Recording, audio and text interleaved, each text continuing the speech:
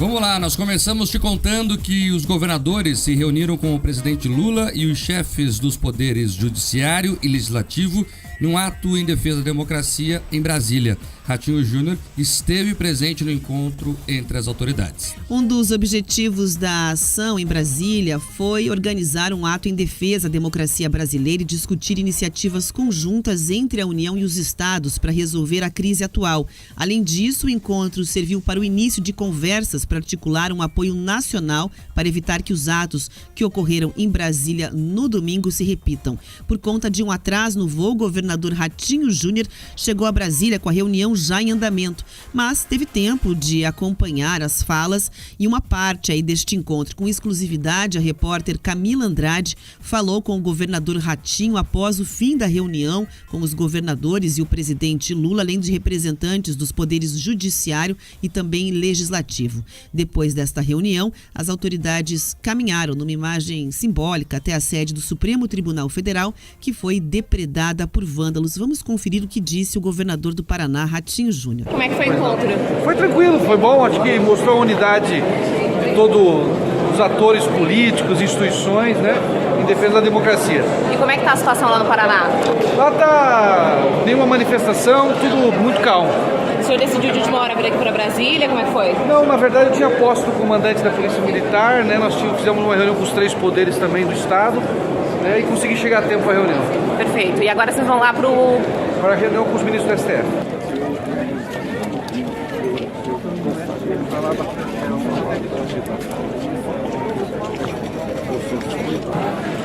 Durante a reunião, 5 governadores, então representando cada uma das regiões do país, discursaram em solidariedade aos chefes dos 3 poderes e reafirmaram o compromisso com a democracia. Pela região norte, quem falou foi Hélder Barbalho, do MDB. Já pelo nordeste, quem se pronunciou foi a governadora do Rio Grande do Norte, Fátima Bezerra, do PT.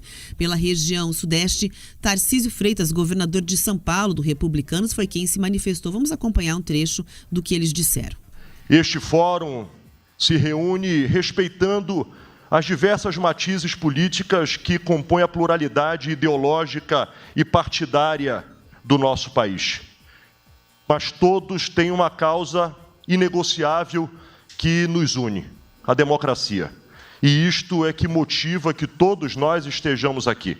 Estejamos aqui não para defender ideias ou pensamentos de direita, de esquerda, mas, acima de tudo, para que possamos defender a democracia do nosso país, para que possamos defender as instituições do nosso país.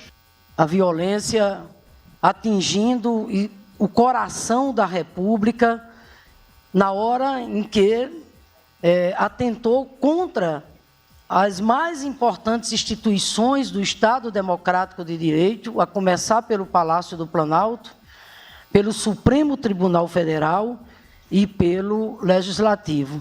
Estou muito feliz de estar participando dessa reunião e enaltecer a capacidade de diálogo.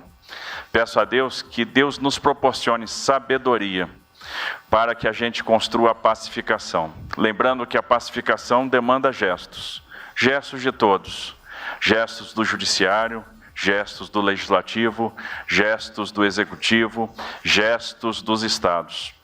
A gente tem que aprender a construir gestos para que a gente possa ter, no final das contas, desenvolvimento, dignidade, e o desenvolvimento e a dignidade só serão alcançados por meio do diálogo.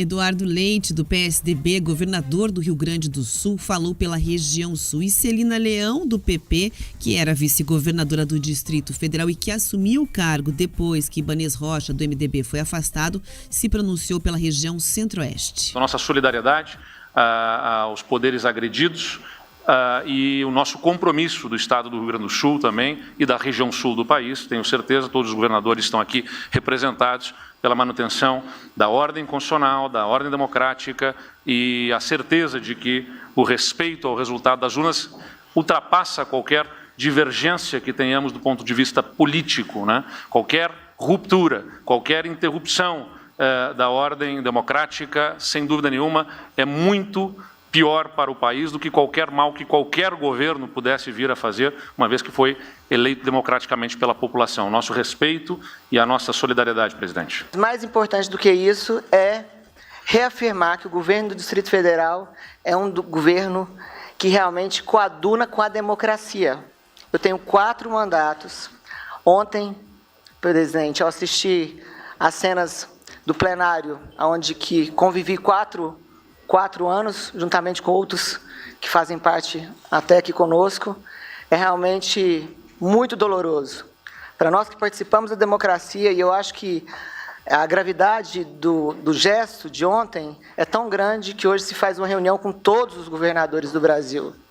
Com todos os governadores do Brasil, reafirmando que a democracia não irá tolerar esse tipo de comportamento.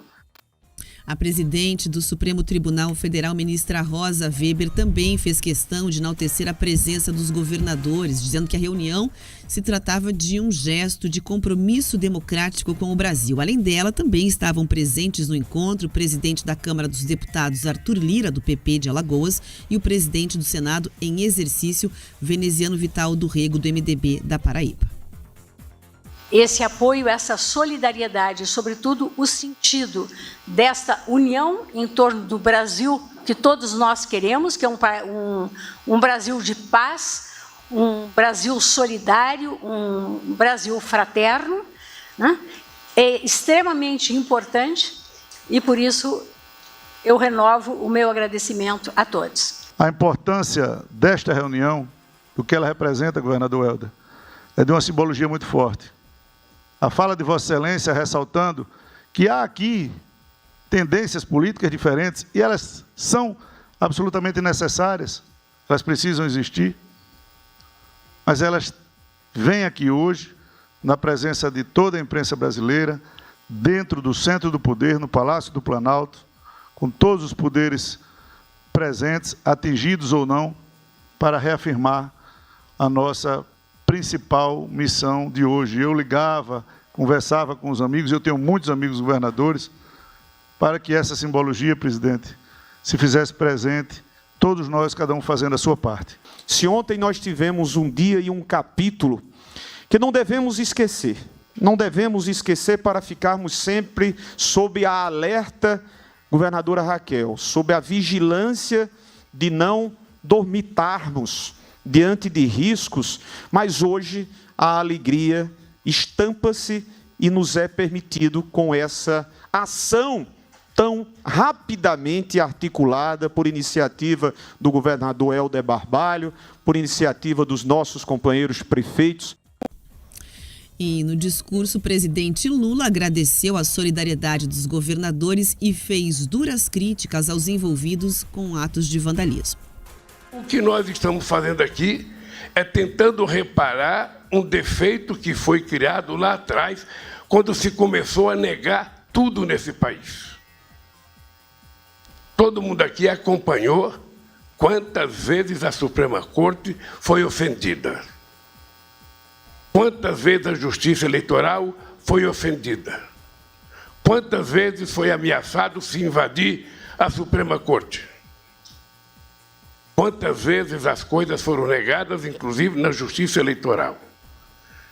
Todos vocês sabem que eu sou o maior perdedor de eleição para presidente nesse país.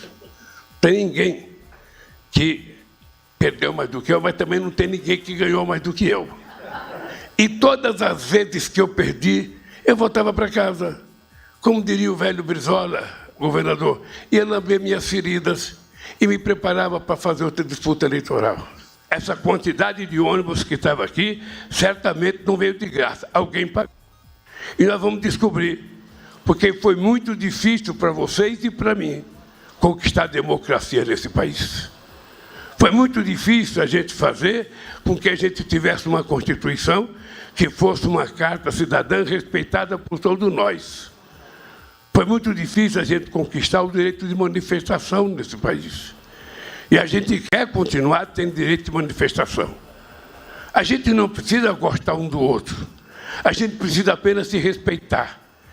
A gente precisa apenas aprender a conviver democraticamente na diversidade. Jamais eu me importaria com alguém fazendo uma passeata contra o governo. Também participaram do encontro no Palácio do Planalto autoridades como integrantes do Supremo Tribunal Federal, deputados, senadores e integrantes do Poder Executivo, Mark. Então, e, portanto, o Lula falou uma verdade ali. Ele que não é muito afeito a falar necessariamente verdades, ele falou uma verdade ali. Quantas vezes a Suprema Corte foi atacada por ele mesmo, inclusive, lá em 2016. Vocês lembram da frase célebre que a Suprema Corte era totalmente acovardada?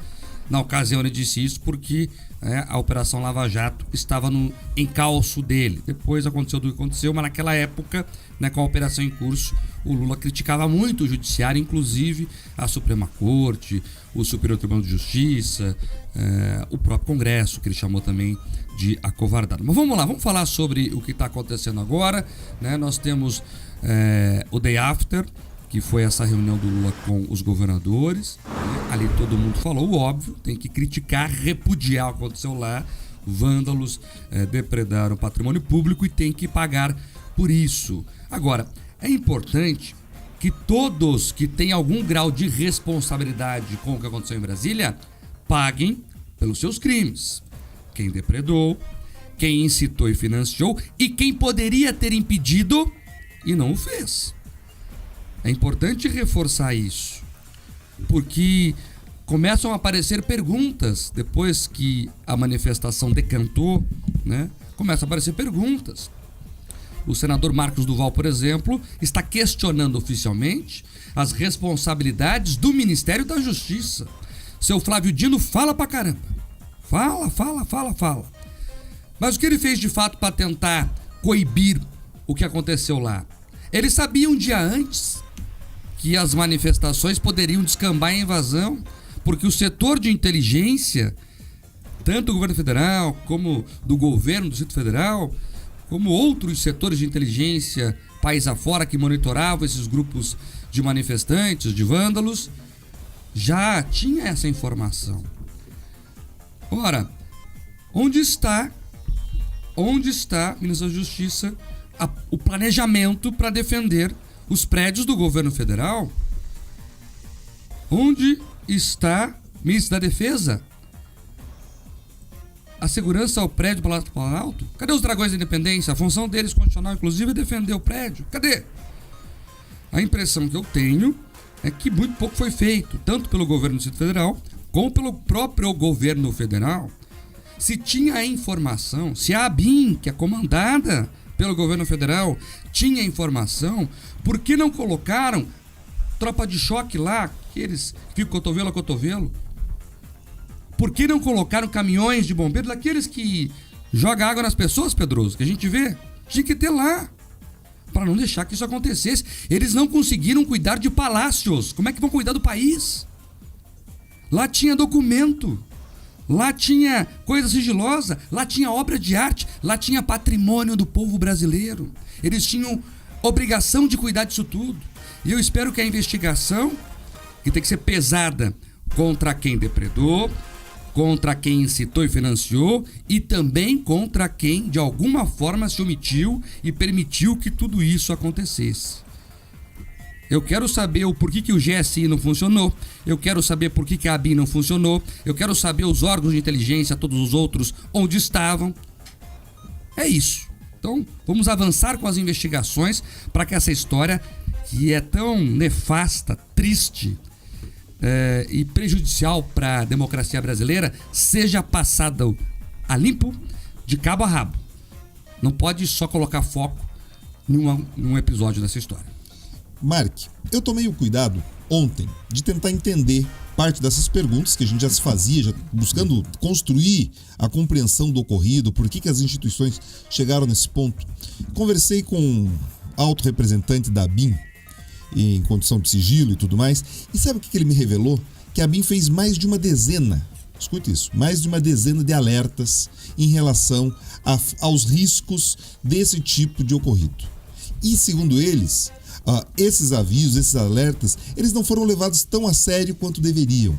Então, quando se discute qualquer tipo de omissão relacionado ao governo do Distrito Federal, você também tem que perguntar se dentro da cadeia de comando do que estava estabelecido ali no Palácio do Planalto, no Ministério da Justiça, no GSI, que tem inclusive a obrigação da articulação das medidas de segurança com a Secretaria do Distrito Federal.